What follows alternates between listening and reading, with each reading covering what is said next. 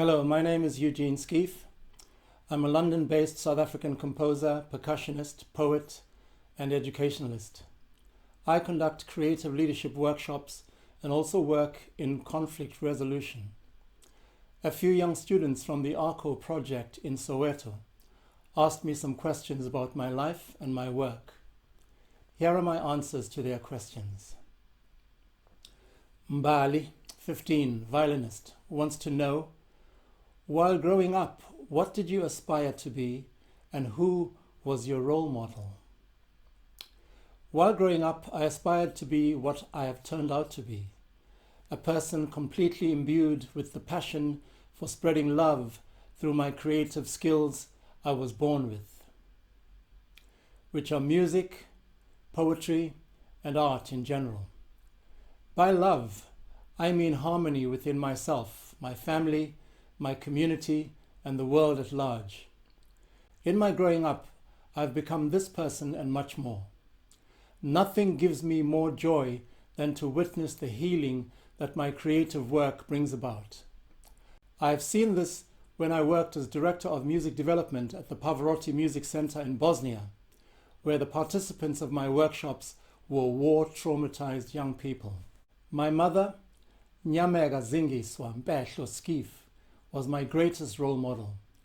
She was a cycling midwife, health visitor, and African healer in Claremont Township, on the outskirts of Durban in South Africa during apartheid. Through her means, our home was a refuge for the vulnerable young people, most of whom came from abusive families. She made sure that there was always food for anyone who came to our home to seek protection. My workshop method is an extension of what I saw my mother do in the community. Alongside my mother, Steve Biko was my role model in my pursuit for freedom and justice through my creative community work. What first attracted you to poetry and music? Mbali asks. I started reading at the age of 2. When I was 5 years old, I began writing poetry through the inspiration of my love of words, but also in response to the beauty and bounty of nature. My attraction to music was a combination of the sounds of nature, the all-night singing that took place under the giant moonlit fig tree, the jazz records that my parents played on our old gramophone. But my greatest musical inspiration came from my mother, who sang us to sleep and woke us up with song. She also showed me my first chords on the piano that she received as a gift from the white woman whose Zulu gardener she healed. Unkachile, 12, cellist, wants to know, where are you from originally? And do you think that played a big part in who you are now? My childhood was spent in Claremont, Ndunduma, a South African KwaZulu-Natal township. The abundant nature was my refuge from the perpetual violence of apartheid. I immersed myself in the natural environment to connect with the wholeness of myself. I experienced the infinite symphony of natural sounds, bird song, the rhythmic calls of insects, the flowing rivers, cascading waterfalls, the burst of color, and of course, the multi-tongued narration of the rain. I remember my siblings and I having to hastily place tins and buckets of all kinds directly under the holes in the roof to collect the leaking drops. Because of the different sizes of the holes and the varied sizes and shapes and materials of the receptacles placed all over our humble home, the dripping water filling the containers would produce a whole range of notes, rhythms, and timbres. And together these sounds would become a beautifully harmonic symphony. This was my first experience of symphonic music. As I prepared for sleep, it would still be raining tumultuously, and I would listen to the microtonal harmonies and play with the sound of cupping and uncupping my ears. It was just heaven. It was bliss. I would unwind to this enveloping music and make a gentle transition into a state of having all my fears washed away and ready for beautiful dreams to fill my sleep. Out of all your performances, do you have a favorite? My favorite performance would be my Urdu song at the Barbican Centre in London in 2007. It was commissioned by the London Philharmonic Orchestra, LPO, as part of their seasonal Bright Sparks schools concerts. The concert featured the LPO with a choir of pupils from Ilderton and St Saviour's and St Olive's primary schools, plus an ensemble of children from St Paul's Primary School playing Urdu drums they had made themselves under the supervision of the English potter Lissy Claydon. The vocal soloist was Marcina Arnold, who has worked with me for many years. This performance was memorable because this was the first time that something of this nature had ever been accomplished, and additionally, the diversity of the audience was also something rare. How long have you been involved in all the different aspects of your career, and how did you get there? I am 70 years old, and I've been performing since my youth in South Africa. My first public performances as a young person comprised mainly poetry, but I was also drawing, painting, and creating dramatic theatre pieces. And later I added music to my range of artistic expressions. In my personal journey as an artist, I've always just continued to do what I love, which is to express myself creatively. It was a joyous occasion when, as a grown man, I began to be paid to do what I love. I consider myself fortunate that my naturally ebullient character and the consistent quality of my creativity led to me being noticed, because I have never had to rely on an agent or manager to promote my work. Andy Swa, violinist, 15, wants to know: you had many encounters with Steve Biko and more essential people in our history. Can you share your experiences about that? What can we as young people learn from them today? I was lucky to meet Steve Biko when I was a student in the early 70s. I was drawn to his charismatic leadership, his espoused worldview of independent thinking, and his commitment to the freedom of our people. I became close to him through the fact that I was a good driver when this skill was in short supply in the Black consciousness movement in those days. My father had taught me to drive when I was 9 years old on the potholed roads of Claremont Township. By the time I was in my 20s and driving Biko, it was not easy for the racist special branch police agents who preyed on us to catch us. So I was essentially Biko's getaway driver. My independent thinking was rooted in my consciousness at that early stage of my creative life. For instance, I defied the customary rule whereby buttons of boys' shirts were sewn on the left side by asking my aunt to modify one of my sister's shirts to fit me. Then I would paint my own designer label onto the pocket. Because I wore the shirts with my trademark style, nobody laughed at me. I was in President Nelson Mandela's esteemed presence at the Playhouse in Durban in 1995 when I took the Arco Project from the UK to South Africa to stage a series of cultural education workshops and performances around the country. He was in the company of his guest, Queen Elizabeth II, who I also met in 2005 at Buckingham Palace during the historic concert celebrating cultural diversity in the UK. The two leaders were in the audience during our Ngoma Project performances with children from local schools and communities.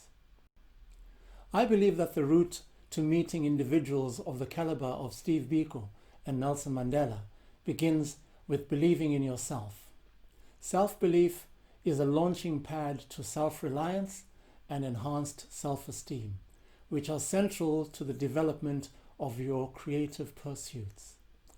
Add to these qualities focus, determination, and assiduousness, and you are on your way to success on your own terms.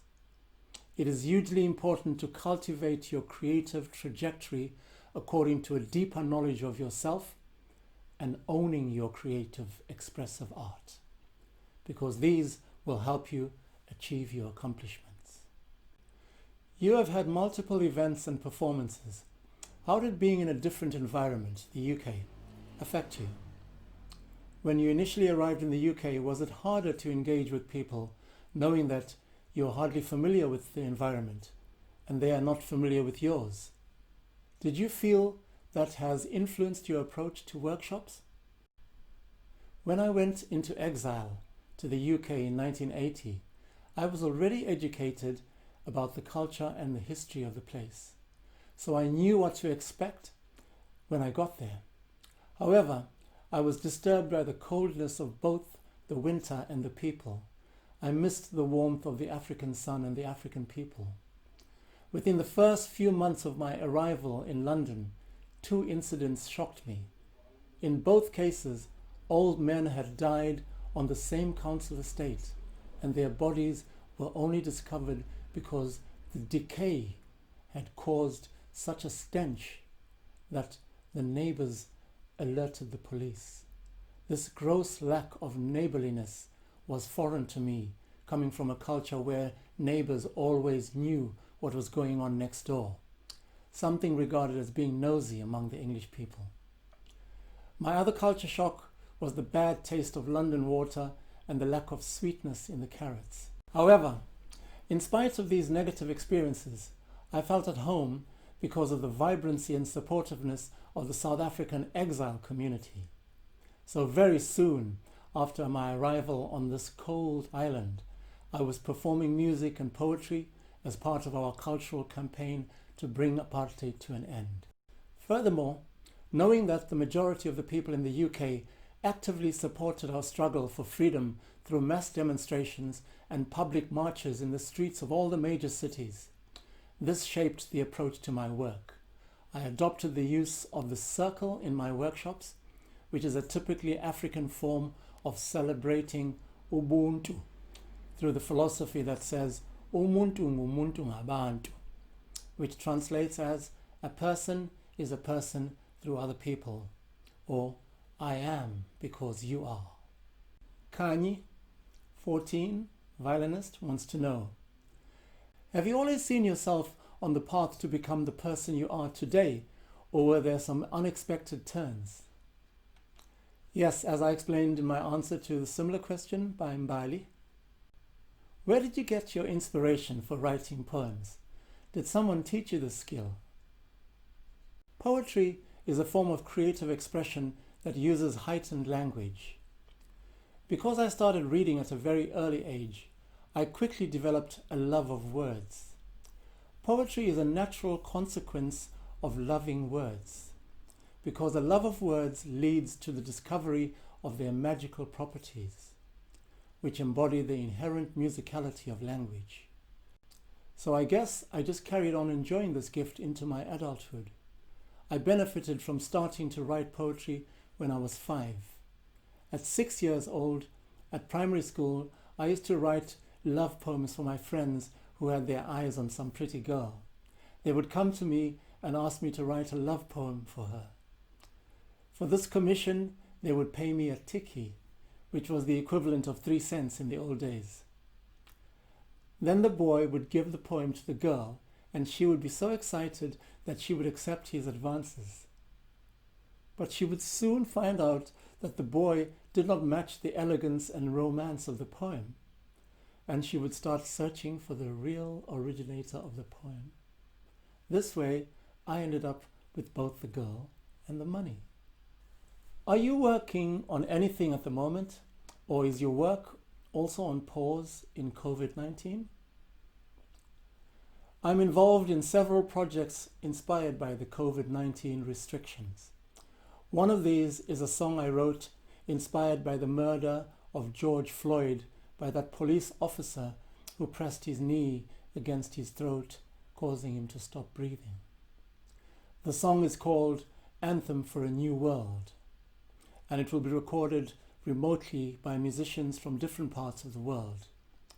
It includes choir, brass, strings, percussion, and movement. The multi-screen editing will be done at the Purcell School of Music in England, where I used to be musician in residence a few years ago. I have another project that is close to my heart. Since the beginning of the pandemic, I've been writing a poem a day, inspired by the effects of lockdown. I post these daily poems on all my social media platforms, and it is very reinforcing to see how much people from all over the world are sharing them. Some of these poems have even ended up on a public wall on a street in a community in Cardiff, in Wales. A violinist and singer called Sinead Jones has painted a few of my poems on this wall to inspire members of the community who are distressed by the negative effects of lockdown. Yet another project is a collaboration with a fellow South African pianist-singer called Estelle Kokot. She is composing music for a selection of my daily poems, which we will be recording for a duo album. Thank you. I wish you all the success you deserve in your music endeavors. Bye-bye.